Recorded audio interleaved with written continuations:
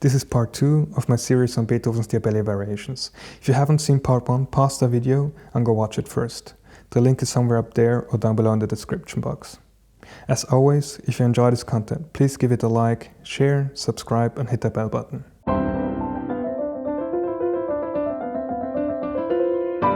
In the last part, I talked about the historical background of Beethoven's Diabelli-Variations and how they can seem postmodern considering Beethoven's use of irony. But what is postmodernism actually? And what is postmodernism? For that you will have to stick till the end of the video.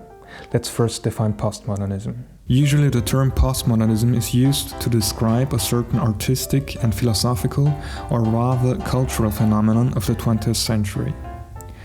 Postmodernism can be thought as a counterreaction to hierarchical societal structures and political ideologies such as imperialism, totalitarianism and capitalism. Famous proponents are, for example, among many others, French philosopher Gilles Deleuze, Italian writer Umberto Eco, or British musician David Bowie. Key aspects of postmodernist works are, again, among many others, irony and skepticism, relativism, stylistic pluralism, intertextuality, and self-referentiality. What do all these fancy words mean? Let me show you how they apply to the Diabelli-Variations and you will better understand.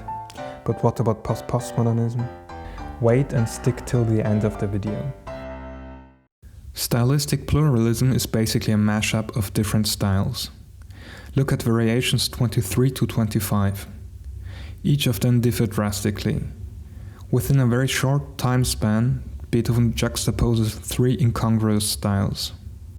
Variation 23 has the absurdity of a Looney Tunes cartoon. It is basically a parody of an etude. It reminds me of Calciani's The Art of Finger Dexterity.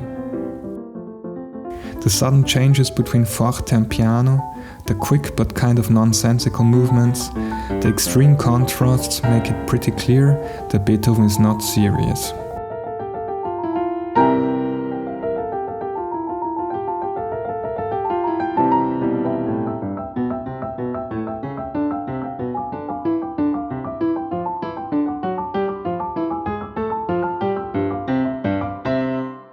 Completely different, Variation 24, a Baroque fugato, which has nothing to do with any of the previous or following variations.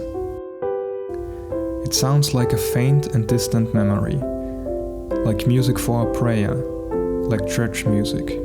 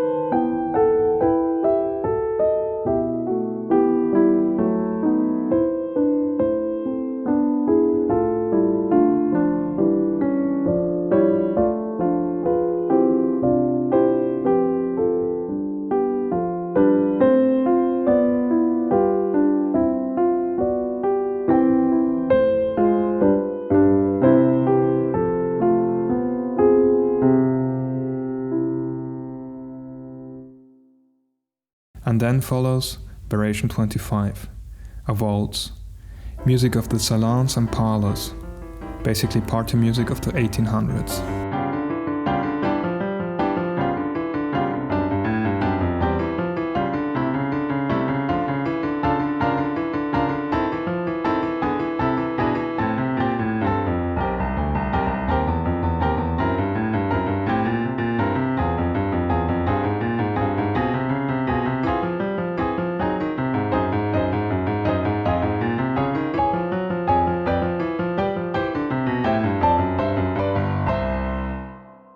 This doesn't make sense in a, if you will, conservative, rational mindset. It only makes sense if you think in irrational ways. What effect has Beethoven's use of stylistic pluralism on us listeners? Our conceptions of time and reality slowly lose their meanings. And what about postmodernism?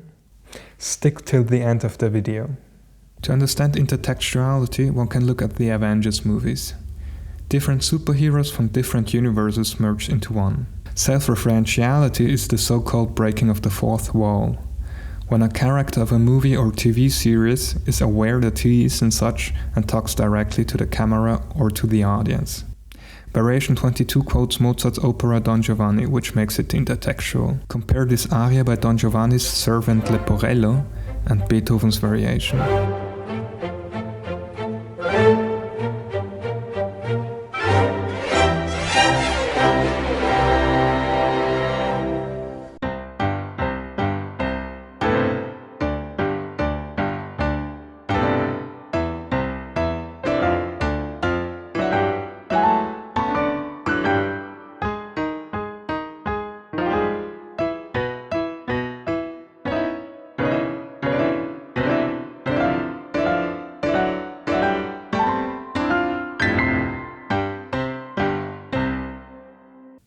But what makes this self-referential? Look at what Leporello actually sings. Notte e giorno faticar, per chi nulla sa gradir, piova e vento sopportar, mangiar male, mal dormir. If you know Beethoven's biography, he worked relentlessly for very little pay, and his deafness made him more and more desperate and depressed day by day. You will immediately realize that he's probably referring to himself. Beethoven kind of sees himself as Leporello. Or does he? Maybe Beethoven is being kind of ironic again. But it seems kind of sincere, doesn't it? Isn't there a real desperation in the music? How can we tell? Can we even tell? This is the point where the discussion about postmodernism starts. But more on this in the next episode. What do you think? Is it an overinterpretation to call the late works of Beethoven postmodern? And do you know similar works of different classical composers? Leave a comment down below. I'm looking forward to a discussion. If you enjoyed this content, please like, share, subscribe and hit the bell button. Feel free to check out my music on SoundCloud. And if you really enjoy my content, please consider supporting me on Patreon. The links are down below. Thank you for watching and see you in part 3. Voglio fare il gentiluomo e non voglio più servir e non voglio più servir non voglio più servir ma mi par che venga gente non mi voglio far sentire non mi voglio far sentire